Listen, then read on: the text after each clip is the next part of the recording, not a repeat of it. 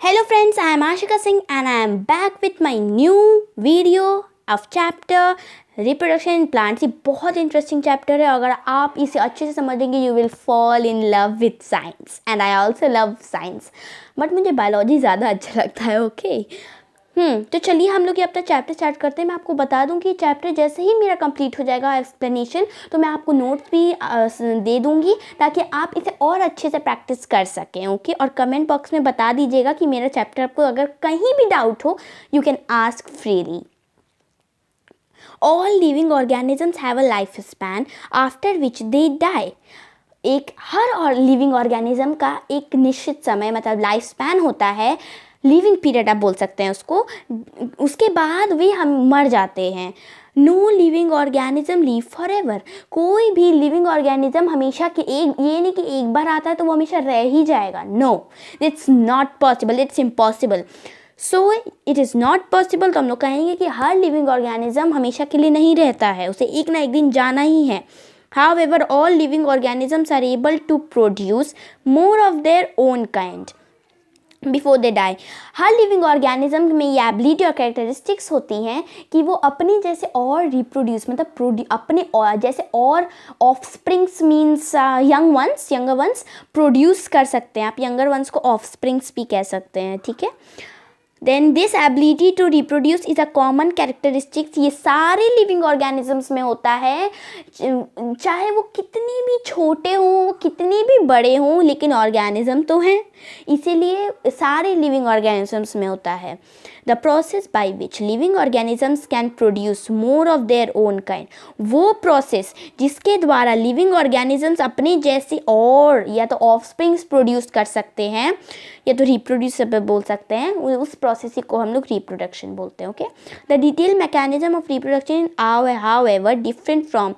अब मैंने आपको क्या बताया अभी कि हर लिविंग ऑर्गेनिज्म में ये एबिलिटी होती है, लेकिन ये एबिलिटी होती तो है लेकिन ये एबिलिटी हर लिविंग ऑर्गेनिज्म में अलग अलग तरीके से अपनाते हैं सब ऑर्गेनिजम्स. जैसे आप आप जैसे देख सकते हैं कि प्लांट्स, एनिमल्स और human beings are totally different है और रिप्रोडक्शन करने का.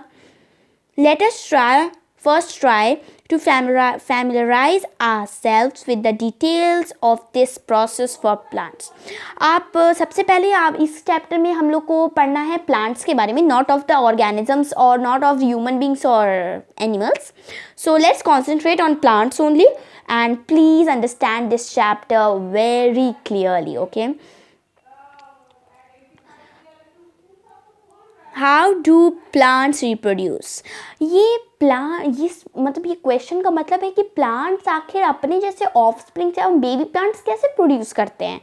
ये चाहे मैं आपको एक चीज़ बता दूंगी कि जब ये आप चैप्टर समझ लेंगे, एक्सप्लेन कर लेंगे जब ये चैप्टर में, तो आप में ये एबिलिटी ज़रूर होनी चाहिए कि आप ये चैप्टर का ये क्वेश्चन ऑलमोस्ट कर सकें. ओके. अगर आप नहीं कर पा रहे तो आप वीडियो दोबारा देखिए.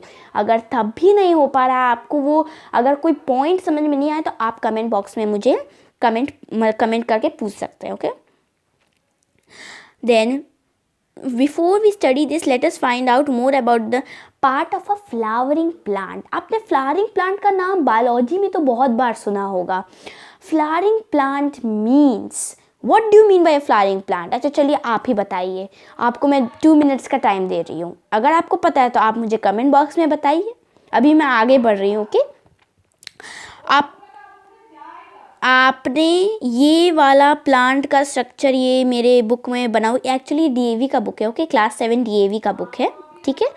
ये स्ट्रक्चर बना हुआ है मेरे बुक में और ये स्ट्रक्चर दिखाता है कि it is a flowering plant.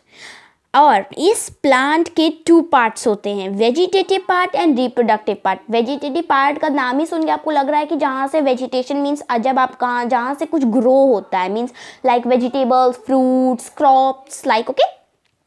And reproductive means जहाँ से फ्रूट्स आते हैं. ओके. तो फ्रूट्स अब आपको क्या लगता है कि फ्रूट्स कहाँ से आते होंगे? ऑफ कोर्स फ्लावर से, और कहीं से फ्रूट्स बेयर नहीं हो सकते हैं. फ्रूट्स हमेशा रूट से नहीं आते हैं. ओके. फ्रूट्स हमेशा फ्लावर से आते हैं और जो वेजिटेबल्स होते हैं वो तो ऑफकोर्स फ्रूट फ्लावर से नहीं आते हैं।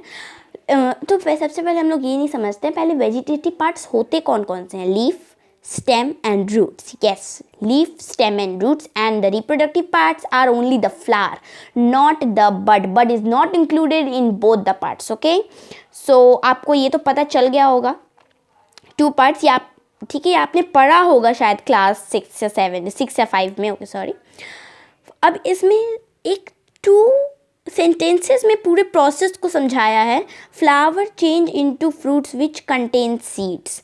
फ्लावर मैंने आपको क्या बताया, फ्लावर से फ्रूट आता है, फ्रूट के अंदर क्या होता है, सीड होता है। सीड को जब आप सॉइल में सो करोगे तो आपको क्या मिलेगा, एक जर्मिनेटिंग प्लांट मिलेगा जो सीड से जब आएगा, जो जब उसे फेवरेबल कंडीशंस मिलेंगे। ओके,